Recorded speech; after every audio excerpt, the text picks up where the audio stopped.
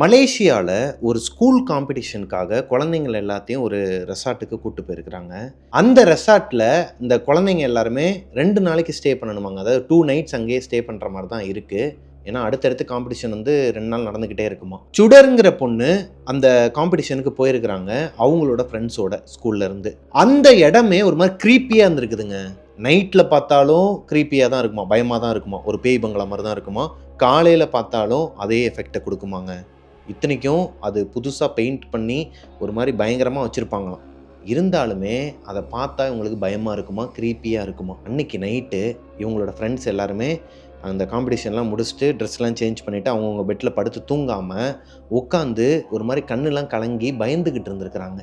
சுடர் கேட்குறாங்க, என்னாச்சு, ஏன் தூங்காமல் ஒரு மாதிரி பயந்துக்கிட்டு உட்காந்துருக்கீங்க? இல்லடி, இன்றைக்கி காம்படிஷன் நடந்துகிட்டு இருக்கும்போது தான் ஒரு பொண்ணு சொன்னான் எங்ககிட்ட, இந்த இடத்துல நிறைய அமானுஷங்கள்லாம் நடந்திருக்குதான், இந்த வீட்டில் பேயெலாம் இருக்குதான் அந்த ரெசார்ட்டில், அதான் பயமாக இருக்குது. எங்கே இருக்குன்னுலாம் சொல்லலை, ஆனால் இங்கே இருக்குதுன்னு சொல்லி நான் கேள்விப்பட்டிருக்கேன்னு சொல்லிட்டா. ஆனால் எனக்கு பயமாக இருக்குது, நம்ம பேசாமல் வீட்டுக்கே போயிடலாமா காலையில் கிளம்பி அப்படிங்கிற மாதிரி சொல்லும்போது, அதெல்லாம் ஒன்றுமே கிடையாது, பேயின்னு ஒன்று கிடையவே கிடையாது, இன்னுமா நம்பிக்கிட்டு இருக்கு, அதெல்லாம் படுத்து தூங்குன்னு சொல்லிட்டு அந்த பொண்ணு படுக்கும்போது இந்த அழுதுகிட்டு இருந்த பொண்ணு ஒரு சாமி ஃபோட்டோ வச்சு விபூதியெல்லாம் பூசிக்கிட்டு அங்கே விபூதியை வச்சுக்கிட்டு தான் அழுதுகிட்டு சாமியை கும்பிட்டுட்டு இருந்திருக்குது. பேயின்னு ஒன்று கிடையவே கிடையாது, குறிப்பாக இந்த ரெசார்ட்டில் பேயின்னு ஒன்று கிடையவே கிடையாதுன்னு சொன்னதுக்கப்புறமா அந்த முருகர் ஃபோட்டோ கீழே விழுந்து நொறுங்கி இருக்குதுங்க. கீழே விழுந்து நொறுங்கினது மட்டும் இல்லாமல் பக்கத்தில் இருந்த அந்த விபூதியும் கீழே கொட்டியிருக்குது மொத்தமாக. இப்போது சுடரோட மனசுக்குள்ளேயே ஒரு பயம் எட்டி பார்க்குது, ஒரு மாதிரி ஈரக்குள்ளலாம் நடுங்க ஆரம்பிக்குது. ஏன்னா சரியான டைமிங்காங்க. சொல்லி வாயமுள்ள அடுத்த செகண்ட் இந்த மாதிரி விழுந்துச்சுன்னா யாராக இருந்தாலுமே, பேய் மேலே நம்பிக்கை இல்லாதவங்களாவே இருந்தாலும் அந்த மாதிரி ஒரு இடத்துல போய் தங்கும்போது பயமாகத்தானே இருக்கும். அது மாதிரி தான் சுடருக்கும் இருந்திருக்குது. இருந்தாலும் எல்லாருமே படுத்து தூங்கிடுறாங்க. அன்னைக்கு நைட்டு ஒரு 12-12:30 மணி இருக்குமாங்க. சுடருக்கு முழிப்பு வருது. அவங்க எந்திரிக்கிறாங்க. எந்திரிச்ச உடனேயும் யாரோ ஒருத்தவங்க அவங்களோட ரூமுக்குள்ளே இருக்கிற மாதிரியான ஒரு ஃபீலுங்க. இருந்தாலும் 3 ஃப்ரெண்ட்ஸு, அவங்களோட ஒரு ரூமுக்கு 4 பொண்ணுங்க தங்கிட்டு இருக்கிறாங்க. 3 பொண்ணுங்களும் நல்லா படுத்து தூங்கிட்டு இருக்கிறாங்க. இவங்களுக்கு ரெஸ்ட் ரூம் வருது. அங்கே காமன் ரெஸ்ட் ரூம் தானாங்க.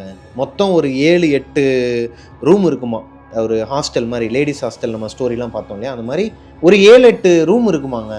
அவங்க எல்லாருக்குமே காமனாக ஒரு பாத்ரூம் இருக்குமா, டாய்லெட் இருக்குமா. அங்கே ஒரு 5-6 டாய்லெட் இருக்குமா உள்ள. இந்த ஹாஸ்டல் செட்டப் அப்படியே இருக்குமாங்க இந்த ரெசார்ட் பார்க்குறதுக்கு. நைட்டு ரெஸ்ட் ரூம் போகணும். இவங்க ஃப்ரெண்டை எழுப்புறாங்க. அந்த பொண்ணு நல்லா தூங்கிட்டு இருக்கிறாங்க. வேறு வழி இல்லாமல் அர்ஜென்ட்னால இவங்களே போகிறாங்க தனியாக. இந்த ரெஸ்ட் ரூமுக்கு போகிற வழியில் லைட்லாம் நார்மலாக தான் இருந்திருக்குது. இந்த பொண்ணு போகும்போது எல்லாமே நார்மலாக தான் இருந்திருக்குது. ரெஸ்ட் ரூமில் மட்டும் லைட் இல்லை, ஒரு மாதிரி இருட்டாக இருந்திருக்குது. மயான அமைதி. நைட்டு 12-12:30 எப்படி இருக்கும் ரெசார்ட்டில்? அடுத்த நாள் வேறு காம்படிஷனுங்கிறனால எல்லாருமே வெள்ளனே படுத்து தூங்கிடுவாங்க. வார்டன் இவங்களாம் கீழே இருப்பாங்க. இந்த பொண்ணுங்க இருக்குது ஃபஸ்ட் ஃப்ளோரில். ஸோ நடந்து போகும்போதே ஒரு மாதிரி உடம்புலாம் புல்லரிச்சு போகலாமா, இல்லைனா பேசாமல் போய் படுத்துடலாமாங்கிற ஒரு மனநிலைமைக்கு வரும்போது தான் யோசிச்சுக்கிட்டே வந்துடுறாங்க. எங்கே அந்த பாத்ரூம் கிட்டே வந்துடுறாங்க. ரெஸ்ட் ரூம்குள்ளேயும் போயிடுறாங்க. இந்த பொண்ணு ரெஸ்ட் ரூம் போகும்போது பக்கத்தில், இந்த பொண்ணு போகிற ரெஸ்ட் ரூமுக்கு பக்கத்தில் ஒரு போர்டு, டு நாட் யூஸ் அப்படின்னு சொல்லிட்டு ஒரு போர்டு வச்சு கீழே லாக் போட்டு வச்சுருக்குறாங்க அந்த ரூமில், பக்கத்தில் இருக்க பாத்ரூமில். இந்த பொண்ணு ரெஸ்ட் ரூம் போயிட்டு இருக்கும்போது அந்த லாக் பண்ணி வச்சுருந்தாங்க இல்லையா, வெளியே லாக் போட்டு, அங்கே யாரோ ஒருத்தவங்க யூஸ் பண்ணுற மாதிரி, அந்த டாய்லெட்டை யூஸ் பண்ணுற மாதிரி சவுண்டு கேட்டிருக்கு. வாட்டர்லாம் எடுத்து ஊற்றுற மாதிரி சவுண்டு கேட்டிருக்கு. இந்த பொண்ணுக்கு ஒரு மாதிரி இல்லையாங்க. நைட் நேரம் 12-12:30 இந்த பொண்ணு மட்டும் தனியாக அந்த பாத்ரூம்குள்ளே போயிருக்கிறாங்க. ஒரே ஒரு லைட்டு மட்டும்தான் டிம்மாக எரிஞ்சிகிட்டு இருக்கு. ஒரு மாதிரி ரொம்ப லோ லைட்டில் தான் இருக்குது அந்த இடமே. பக்கத்தில் டாய்லெட்டில் யாருமே யூஸ் பண்ணக்கூடாதுன்னு வெளியே போர்டு போட்டிருக்காங்க, வெளியே பூட்டு போட்டு வச்சுருக்காங்க. அங்கே தண்ணி சத்தம் கேட்டுச்சுன்னா அந்த பொண்ணுக்கு எப்படி இருக்கும்? என்ன பண்ணுறதுனே தெரியாமல் பயந்துக்கிட்டே வெளியே வரலாமா வேணாமான்ட்டு இருந்துருக்குறாங்க. ஒரு கடத்துக்கு மேலே வெளியே வந்துடுறாங்க. வெளியே வந்து பார்த்தா பக்கத்து டாய்லெட் இருக்கு இல்லையா, அந்த போர்டு இருந்துச்சு இல்லையா, அங்கே அந்த போர்டு இல்லை. அந்த டாய்லெட்டோட டோரும் ஓப்பனில் இருக்குது. ஃப்ரெஷ்ஷாக யூஸ் பண்ண ஒரு பேடு ஒன்று இருக்குதாங்க. இப்போ தான் யாரோ ஒரு பொண்ணு யூஸ் பண்ணாங்கன்னா அந்த பேட் எப்படி இருக்குமோ அந்த மாதிரி ஒரு பேட் அந்த பாத்ரூமில் இருக்குதான். இவங்களுக்கு ஒன்றுமே புரியலை. அங்கேருந்து ஒரு மாதிரி அரண்டு போய் ஓடி இருக்கிறாங்க வெளியே. இவங்க ஓடி வரும்போது நார்மலாக எரிஞ்சிட்டு இருந்த லைட் எல்லாமே ஒரு மாதிரி ஃப்ளிக்கராக ஆரம்பிக்குதுங்க. இன்னும் இவங்களுக்கு பயம் அதிகமாகுது. அன்னைக்கு நைட்டு அந்த பொண்ணு அந்த இடத்துல மயக்கம் போட்டு விழுகாமல் இருந்ததே ஏதோ ஒரு கடவுளோட துணை தான் எனக்கு இருந்துச்சுன்னா அப்படின்னு அந்த பொண்ணே சொல்கிறாங்க. இப்போது இந்த பொண்ணு ரூமுக்கு வந்ததுக்கப்புறமா தான் யோசிக்கிறாங்க, ஒருவேளை நம்ம இல்யூஷன் நம்மளா கிரியேட் பண்ணிக்கிறோமோ. ஏன்னா ரூமுக்கு வந்ததுக்கப்புறமா வெளியே எட்டி பார்த்துருக்குறாங்க, எல்லா லைட்டும் நார்மலாக தான் எரிஞ்சிருக்குது. அவங்களோட பாத்ரூம்லேயும் அந்த லோ லைட்டில் எரிஞ்சிட்டு இருக்க அந்த அந்த அட்மாஸ்பியரில் தான் இருந்திருக்குது. நம்ம தான் கற்பனை பண்ணிக்கிறோமா? ஏன்னா ஆல்ரெடி இவ தூங்குறதுக்கு முன்னாடியே பேய்கின்னு சொல்லி இந்த சாமியோட ஃபோட்டோலாம் கீழே வந்து நம்ம பயந்து இருக்கிறோம். சரி எதுக்கு வம்பு, பேசாமல் படுத்து தூங்கிடுவோம், காலையில் பார்த்துக்கலாம்னு சொல்லிட்டு படுத்து தூங்கிடுறாங்க.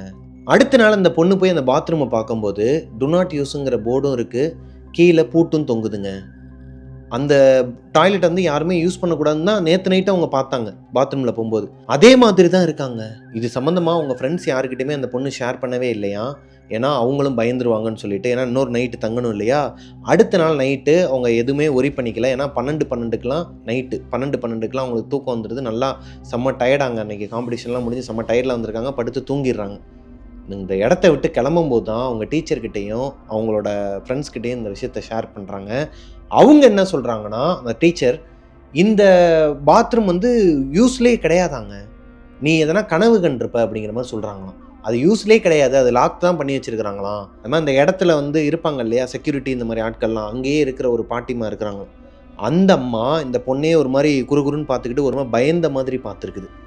அந்த பொண்ணு என்ன சொல்கிறாங்கன்னா, அந்த ரெசார்ட்டில் ஏதோ ஒன்று நடந்திருக்குது, அந்த பாத்ரூமில் தான் ஏதோ ஒரு சம்பவம் நடந்திருக்குது, ஏதோ ஒரு அமானுஷம் நடந்திருக்குது, அதைத்தான் நான் பார்த்துருக்குறேன். ஒரு பேடு ஃப்ரெஷ்ஷாக இருந்ததை நான் பார்த்தேன். அது மாதிரி அந்த பாத்ரூமில் யாரோ ஒருத்தவங்க யூஸ் பண்ண சவுண்டே எனக்கு கேட்டுச்சு, தண்ணி சவுண்ட்லாம் கேட்டுச்சுண்ணே. ஆனால் அதை நான் அப்படியே மறந்துட்டேன், அதை பற்றி அதுக்கடுத்து யார்கிட்டையுமே நான் ஷேர் பண்ணவும் இல்லை, அதை பற்றி நான் நினைக்கவும் இல்லை அப்படிங்கிற மாதிரி சொன்னாங்க. இது மலேசியாவில் ஒரு ரெசார்ட்டில் நடந்த ஒரு கதைங்க. டெவில்ஸ் கிச்சனுக்கு அடுத்தடுத்து மலேசியாவிலேருந்து நிறையா ஸ்டோரிஸ்லாம் வந்துகிட்டு இருக்குதுங்க. நான் போன வீடியோலேயே கேட்டிருந்தேன், ஒரு 2 ஸ்டோரிக்கு முன்னாடி கேட்டிருந்தேன். என்னங்க மலேசியாவில் வந்து இவ்வளோ பேர் அனுப்புகிறீங்க, அங்கே எப்படி உண்மையாகவே இந்த மாதிரி பேய்கள்லாம் இருக்கா, இல்லை நீங்களாம் அனுப்புகிறீங்களா அப்படிங்கிற மாதிரி கேட்டப்போ நிறைய பேர் கமெண்ட்டில் சொல்லியிருந்தாங்க, இல்லைண்ணே உண்மை தான். அதாவது நார்மலாக பார்க்குற சப்ஸ்கிரைபர்ஸ் நம்ம கோஸ்டிஸே வந்து நிறைய பேர் சொல்லியிருந்தாங்க, உண்மை தானே இதெல்லாம் நடந்துட்டு தான் இருக்குது, இங்கே எப்படியோ அதே மாதிரி அங்கேயும் பேய் ஓட்டுறவங்களாம் இருக்கிறாங்க, இந்த மாதிரி சடங்குகள் பண்ணுறவங்களாம் இருக்கிறாங்க, நிறைய விஷயங்கள்லாம் அமானுஷமாக நடந்துக்கிட்டு இருக்குது அப்படிங்கிற மாதிரிலாம் சொல்லியிருந்தாங்க. இப்போது இன்றைக்கி அதே மாதிரி தான் மலேசியாவிலேருந்து ஒரு ஸ்டோரி நமக்கு வந்திருக்குது. இந்த பொண்ணு ஆல்ரெடி நமக்கு ஸ்டோரிஸ்லாம் அனுப்பியிருந்தாங்க. மலேசியாவில் கோலாலம்பூரில் நடந்த ஒரு உண்மை கதை, அதை எனக்கு இன்ஸ்டாகிராமில் ஒரு பொண்ணு அனுப்பியிருக்கிறாங்க. இதை பார்த்ததுக்கப்புறமா ரொம்பவே ஒரு பயம் வந்துச்சுங்க. சொந்தக்காரங்க யாருன்னா வீட்டுக்கு வந்தாங்கன்னா சின்ன வயசுலலாம் இனிப்பு வாங்கிட்டு வருவாங்க, அதெல்லாம் நம்ம வாங்கி சாப்பிடும்போது ஆசையாக இருக்கும். இப்போ இந்த கதையை பார்த்ததுக்கப்புறமா நிறைய குழந்தைங்கள்லாம் பார்த்துக்கிட்டு இருக்கீங்க. இந்த கதையை பார்த்ததுக்கப்புறமா மேபி உங்கள் சொந்தக்காரங்களுக்கு செலவு மிச்சம்னு தான் நான் சொல்லுவேன். ஏன்னா நீங்கள் தான் உங்கள் சொந்தக்காரங்க வாங்கிட்டு வர ஸ்வீட்டை சாப்பிட போகிறது இல்லையே. அப்படி தாங்க இருந்துச்சு சீரியஸாக. ஏன்னா இந்த கதை வந்து ஒரு பெரிய இம்பேக்ட் கொடுத்துச்சு, ரொம்ப த்ரில்லிங்காகவும் இருந்துச்சு. வாங்க ஸ்டோரிக்குள்ளே போய் பார்த்துடலாம். Welcome to our show Devil's kitchen.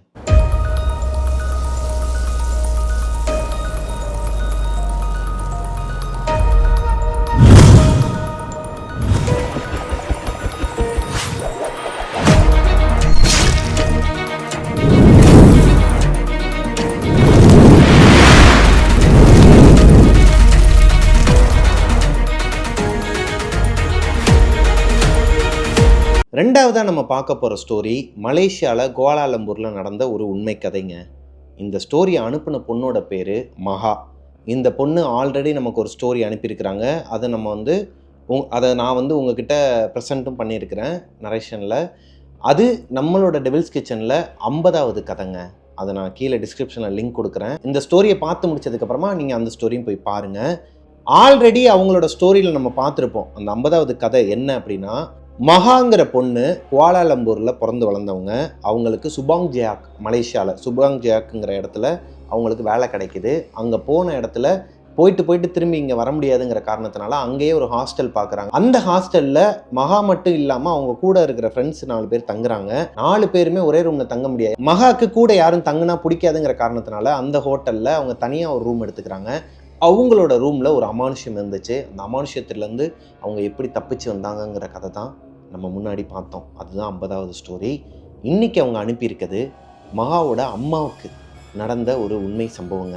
Subang ஜெயாக்கில் மகா இருக்கும்போது அவங்களோட சிஸ்டர் அவங்களுக்கு கால் பண்ணிக்கிட்டே இருப்பாங்களாம், அக்கா இந்த மாதிரி அம்மாவோட நடவடிக்கை சரியில்லை. இவங்க இருக்கிறது குவாலாலம்பூர், அதாவது உங்கள் அம்மாவும் தங்கச்சியும் இருக்கிறது குவாலாலம்பூரில் இருக்க இவங்களோட வீட்டில்.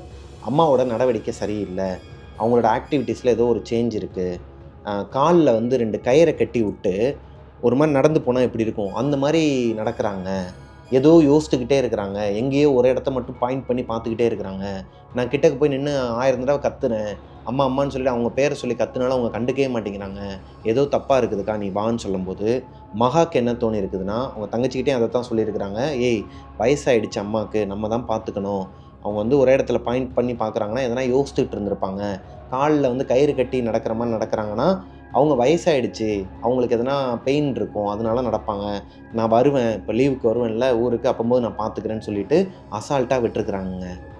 ஒரு நாள் மகா லீவுக்கு இங்கே வராங்க, ஒரு 20-22 நாள் வந்து அவங்க அம்மா கூட தான் டைம் ஸ்பெண்ட் பண்ண போகிறாங்க. அப்படி அவங்க வீட்டுக்கு வந்தப்போ மகா கவனிச்சிருக்கிறாங்க, அவங்க அம்மா அவங்க தங்கச்சி சொன்ன மாதிரியே தான் பிஹேவ் பண்ணிகிட்ருக்குறாங்க.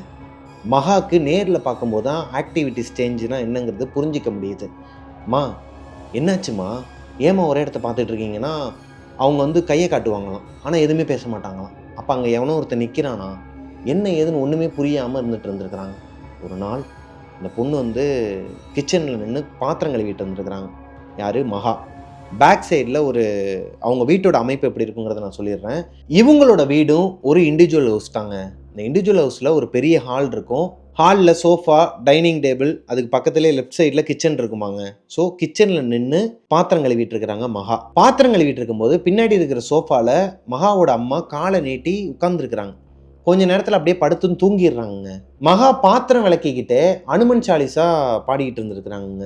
அந்த மந்திரங்கள்லாம் சொல்லிட்டு பாத்திரம் கழுவிட்டு இருந்திருக்கிறாங்க.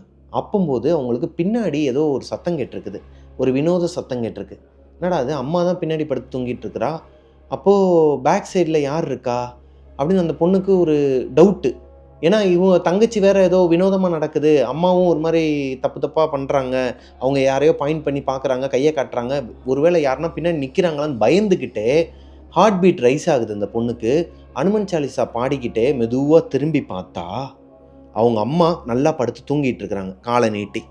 அவங்க காலுக்கு கிட்ட ஒரு கருப்பு உருவமாங்க, நல்லா முடியெல்லாம் நரைச்சி போய், ஒரு வயசான ஒரு ஆம்பளைங்கிறது உங்களுக்கு தெரியுது, முடியெல்லாம் நரைச்சி போய் கருப்பு உருவத்தில் அங்கங்கே பிளட்டுலாம் இருக்குதான். இந்த லார்ட் ஆஃப் த ரிங்ஸ்ன்னு சொல்லிட்டு ஒரு படம், அந்த எக்ஸாம்பிள் சொல்லிச்சு அந்த பொண்ணு.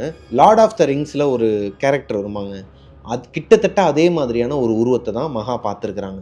ஏன்னா இது அவங்களே சொன்னாங்க என்கிட்ட. அந்த மாதிரி ஒரு உருவம் அவங்க அம்மா கால்கிட்ட நின்றுக்கிட்டு அவங்க அம்மாவையே முறைச்சி பார்த்துக்கிட்டு இருக்குதாங்க. அந்த பொண்ணுக்கு ஒரு மாதிரி தூக்கி போட்டிருக்குது. என்னடா அது, யாருன்னே தெரில, ஒரு உருவம் அம்மாவோட கால்கிட்ட நின்றுட்டுருக்கு, யாரையாவது கூப்பிடலாமா, இல்லை அம்மாவை போய் எழுப்பலாமா, அது அம்மாவை எதனா ஒன்று பண்ணிடுமா, இல்லை நம்மளே எதனா ஒன்று பண்ணிடுமா, ஏன்னா இவங்க மட்டும்தான் இருக்கிறாங்க, இவங்க 2 பேர் மட்டும்தான் வீட்டில் இருக்கிறாங்க. என்ன பண்ணுறதுன்னு தெரியாமல் அனுமன் சாலிசா நிப்பாட்டாமல் அந்த மந்திரத்தை பாடிக்கிட்டே இருந்திருக்கிறாங்க. திரும்பினவங்க மறுபடியும் கொஞ்சம் நேரம் கழிச்சு திரும்பி பார்த்துருக்குறாங்க, இன்னுமே அந்த உருவம் அங்கேயே தான் நின்றுட்டு இருக்காங்க. இப்போ மகாவுக்கு ஒரு டவுட்டுங்க, ஒருவேளை இல்யூஷனாக இருக்குமோ, நம்ம கண்ணுக்கு தான் அது தெரியுதுன்னா, ஏன்னா அம்மா அங்கே தான் படுத்து தூங்கிட்டு இருக்கா, அவங்க பக்கத்துலேயே நிற்கிறாங்கன்னா இன்னும் அவங்க எந்திரிச்சிருக்கணும்ல, நம்ம கண்ணுக்கு தான் இப்படி தெரியுதா, நம்ம தான் ஒருவேளை அந்த அமானுஷம் அது இதுன்னு சொல்லிட்டு இருக்கிறோமான்னு சொல்லி. ஏன்னா ஆல்ரெடி அவங்களுக்கு சுபாங் ஜெயாக்கில் ஒரு விஷயம் நடந்து தான் வீட்டுக்கே வந்திருக்கிறாங்க கொஞ்சம் ரெஸ்ட் எடுக்கிறதுக்காக. இந்த டைமில் அவங்க அம்மாவுக்கு பக்கத்தில் ஒரு உருவம் பார்த்தது அதுக்குள்ளேருந்தே நம்ம இன்னும் வெளியே வரலையோ அப்படிங்கிற ஒரு எண்ணத்தை உருவாக்குது. இருந்தாலும் அந்த பொண்ணு பயத்தை வெளியே காட்டிக்கலையாங்க. ஏன்னா டெவில்ஸ் கிச்சன் ஷோ பார்ப்பாங்களாம்.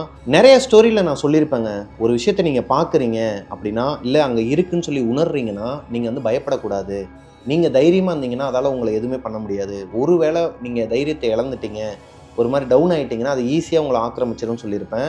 அதைத்தான் அந்த பொண்ணு சொன்னாங்க. ஆனால் நீங்கள் சொன்னது எனக்கு ஞாபகம் வந்துச்சு. அந்த நேரத்தில் நான் பயப்படலை, பயம் இருக்குது, ஆனால் நான் வெளியே காட்டிக்கல. கொஞ்ச நேரத்துக்கு அப்புறமா அந்த உருவம் அங்கேருந்து மறைஞ்சிருதுங்க. இப்போது இந்த பொண்ணு என்ன பண்ணுறாங்கன்னா, எல்லாருக்கும் ஃபோன் போட்டு அவங்க சொந்தக்காரங்களுக்குலாம் சொல்கிறாங்க, இந்த மாதிரி வீட்டில் ஒரு சம்பவம் நடந்துச்சு. ரொம்ப சொந்தக்காரங்களாக இருப்பாங்க இல்லையா, நமக்கு நல்லது நினைக்கிற சொந்தக்காரங்களும் இருப்பாங்க. சொந்தக்காரங்கனாலே கெட்டவங்கிறதெல்லாம் கிடையாது, அதில் நல்லவங்களும் இருக்காங்க இல்லையா. அதில் ஒரு சிலருக்கு இவங்க ஃபோன் போட்டு கேட்கும்போது, ஒரு அம்மா இருக்கிறாங்க, அந்த அம்மா கிட்ட போயிட்டு இந்த மாதிரி வீட்டில் நடந்ததெல்லாம் சொல்லு, நீ மட்டும் போ, அம்மாவை கூட்டு போகாத, பயந்துருவா, நீ மட்டும் போய் என்னன்னு கேட்டுட்டு வா, இந்த மாதிரிலாம் வீட்டில் நடக்குது, அதுக்கு சொல்யூஷன் சொல்லுங்கன்னு சொன்னால் அவங்க சொல்லுவாங்க. ஏன்னா அவங்க உடம்புக்குள்ளே சாமி வரும், அவங்க தான் எங்கள் வீட்டில் நடந்த ஒரு பிரச்சனையும் தீர்த்து வச்சாங்க, பேயெல்லாம் ஓட்டுவாங்க, ஜாதகமும் பார்ப்பாங்க, நீ அவங்கள போய் பாரு அப்படிங்கிற மாதிரி சொல்லியிருக்கிறாங்க. ஸோ மகா என்ன பண்ணுறாங்கன்னா, அவங்க அம்மாவுக்கு தெரியாமல் அவங்க தங்கச்சிக்கிட்டேயும் இந்த நடந்த விஷயத்த சொல்லாமல் மறைச்சிட்டு, ஏன்னா தங்கச்சிக்கிட்ட சொன்னால் ரொம்ப பயந்துருவாங்க, அதனால் அவங்கக்கிட்டையும் சொல்லாமல் அந்த அம்மாவை தனியாக போய் பார்த்துருக்குறாங்க.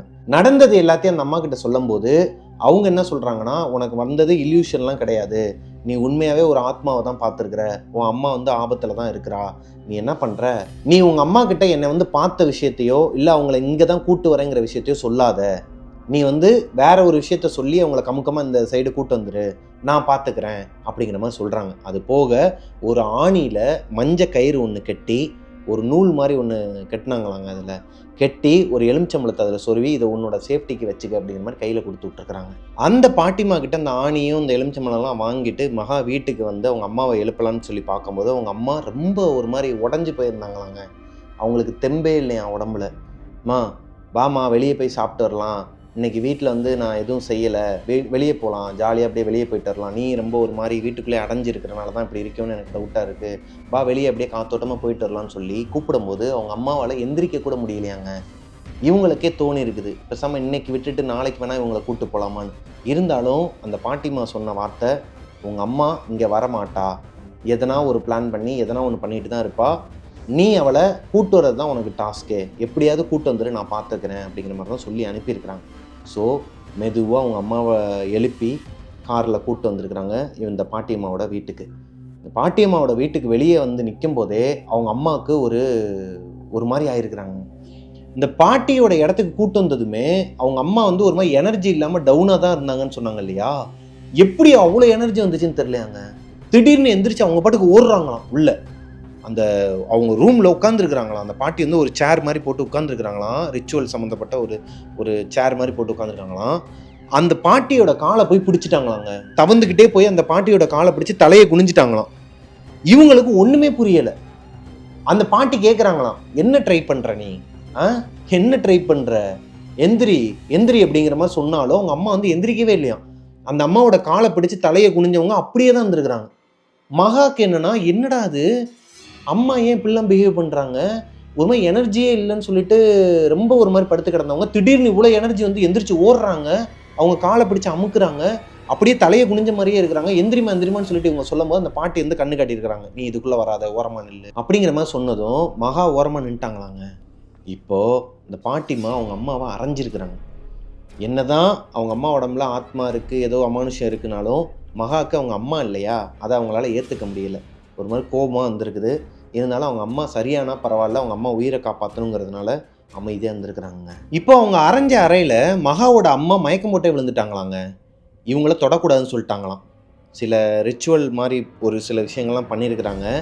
பண்ணி வச்சுட்டு அவங்க அம்மாவை அந்த கட்டத்துக்குள்ளே உட்கார வச்சு அவங்கள அடின்னு அடிச்சிருக்கிறாங்க, மறுபடியும் வேப்பிலையால் அடிச்சிருக்கிறாங்க. இந்த பூஜையை ஆரம்பிக்கிறதுக்கு முன்னாடியே மகா கிட்ட சொல்லியிருக்கிறாங்க அந்த பாட்டி, நீ வந்து சில விஷயங்கள்லாம் டாலரேட் பண்ண முடிஞ்சால் உள்ளே இரு, இல்லைனா வெளியே போயிரு. அவள் என்ன குரலில் எப்படி பவ்யமாக ஒரு மாதிரி அமைதியாக அழுதுகிட்டே கேட்டாலும் சில விஷயங்களை நீ பண்ணக்கூடாது, பாவப்படக்கூடாது, அப்படின்னா தான் உங்கள் அம்மாவோட உயிரை காப்பாற்ற முடியும். இதுக்கெல்லாம் ஓகேனா உள்ளே இரு, இல்லைனா நீ வெளியேறு, நான் எல்லாத்தையும் முடிச்சுட்டு கூப்பிட்றேன்னு இருக்காங்க. இல்லை நான் உள்ளேயே இருக்கிறேன்னு சொல்லி மகா அங்கேயே நின்றுட்டு இருந்திருக்காங்க. கொஞ்ச நேரத்துலேயே அவங்க அம்மா கண் முழிச்சிருக்கிறாங்க. இப்போ வேப்பிலையால் அடின்னு அடிச்சிருக்கிறாங்க அவங்கள.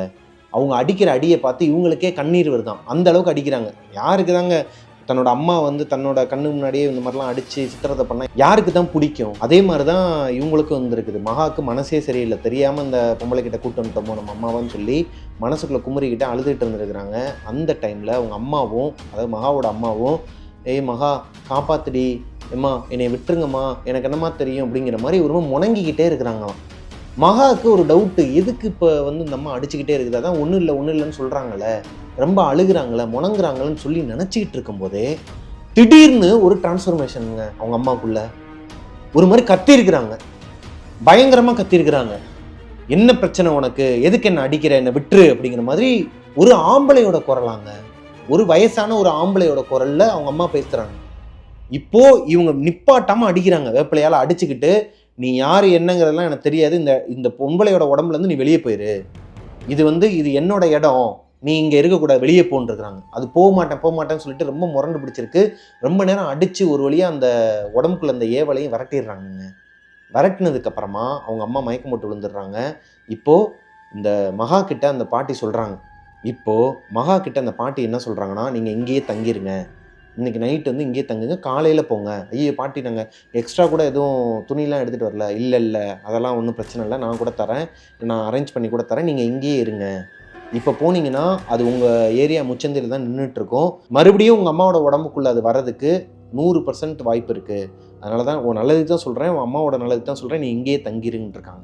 போக சில விஷயங்கள்லாம் கொடுத்துருக்குறாங்க. ஒரு ஆணி கொடுத்துருக்குறாங்க, அதில் ஒரு முடியெல்லாம் சுற்றி இதை உன்னோட கொல்லப்புற கதவுல அடிச்சிரு, ஃப்ரண்ட் டோர்லேயும் அடிச்சிரு. இதை நீ போய் உன் வீட்டில் செய்யும்போது ஏகப்பட்ட தடங்கல்கள் வர வாய்ப்பு இருக்குது. அது எதையுமே பொருட்படுத்தாமல் வேலையாக இதை போய் வீட்டில் பண்ணிட்டு வந்துரு அப்படிங்கிற மாதிரிலாம் சொல்லியிருக்கிறாங்க. உங்கள் அம்மா மேலே யாரோ ஒருத்தவங்க ஏவலை ஏவி விட்டுருக்குறாங்க. அது உங்கள் சொந்தக்காரங்களில் யாரோ ஒருத்தவங்க தான் பண்ணியிருக்கிறாங்க. அது யார் என்னங்கிறது உனக்கே தெரியும். இந்த நான் கொடுத்த விஷயத்த, அந்த ஆணியை போய் நீ அடிக்கும்போது உனக்கு ஏகப்பட்ட டிஸ்டர்பன்ஸ் வரும். அதெல்லாம் மீறி நீ அடித்ததுக்கப்புறம் 1 வாரத்தில் உன் கண்ணுக்கு காட்டுன்னு சொல்லி அடுத்த நாள் கிளம்பிடுறாங்க. இவங்க அம்மாவும் மகாவும் கிளம்பிடுறாங்க, அவங்க வீட்டுக்கும் போயிடுறாங்க. அந்த பாட்டிமா சொன்ன மாதிரியே அவங்களோட அந்த வாசலில் போய் அந்த ஆணியை அடிக்கும்போது ஏகப்பட்ட தடங்கல்கள் வந்திருக்குதுங்க. ஃபோன் வந்திருக்குது, ஒருத்தவங்க பக்கத்து வீட்டுக்காரங்க கூப்பிட்டுருக்குறாங்க. இதெல்லாம் மீறியுமே அந்த பொண்ணு போய் அந்த ஆணியை அடிச்சிட்டு இருக்கும்போது அந்த பொண்ணுக்கு பின்னாடி ஒரு சத்தம் கேட்டிருக்குதுங்க. என்னன்னு சொல்லி திரும்பி பார்த்தா இவங்க அம்மாவுக்கு முன்னாடி பார்த்தாங்க இல்லையா அந்த வெள்ளை புகை மாதிரியான உருவம், ஒரு வயசான ஆளோட தோற்றம், அதே உருவம் பின்னாடி நின்று முறைச்சிக்கிட்டு இருக்குதாங்க இவங்களை, மகாவை. இவங்களுக்கு ஒரு மாதிரி தூக்கி போட்டிருக்குது. என்னடா பண்ணுறதுனே தெரியாமல் ஓடிடலாமாலாம் நினச்சிருக்கிறாங்க. ஆனால் அந்த அம்மா சொல்லியிருக்காங்க இல்லையா, என்ன டிஸ்டர்பன்ஸ் வந்தாலும் உன் வேலையை மட்டும் நீ பார்த்துக்கிட்டே இரு, அதால் உன்னை எதுவுமே பண்ண முடியாது அப்படிங்கிற அந்த வார்த்தை மட்டும் இந்த பொண்ணுக்கு மனசில் ஓடிக்கிட்டே இருந்தனால அந்த ஆணியை அடிச்சுட்டு வீட்டுக்குள்ளே ஓடிடுது. 1 வாரத்துக்கு அப்புறமா இவங்க அம்மாவும் நார்மல் ஸ்டேஜுக்கு வந்துடுறாங்க. இந்த 1 வார கேப்பில் இவங்க அம்மா இருக்காங்க இல்லையா, மகாவோட அம்மா, அவங்களோட கூட பிறந்த அண்ணனோட ஒய்ஃபு, அதாவது அண்ணி அவங்களுக்கு, இவங்க அம்மாவுக்கு என்ன நடந்துச்சோ அப்படியே அவங்களுக்கு நடந்துகிட்டு இருக்குதாங்க. இந்த காலில் கயிறு கட்டின மாதிரி நடக்கிறது, மெதுவாக எட்டு வச்சு நடக்கிறது, ஒரே இடத்த பாயிண்ட் அவுட் பண்ணி பார்க்குறது, ஒரு மாதிரி உடம்பே உடஞ்சி போய் எனர்ஜி இல்லாமல் கிடக்கிறது, இது எல்லாமே அவங்களுக்கு நடந்திருக்குதுங்க.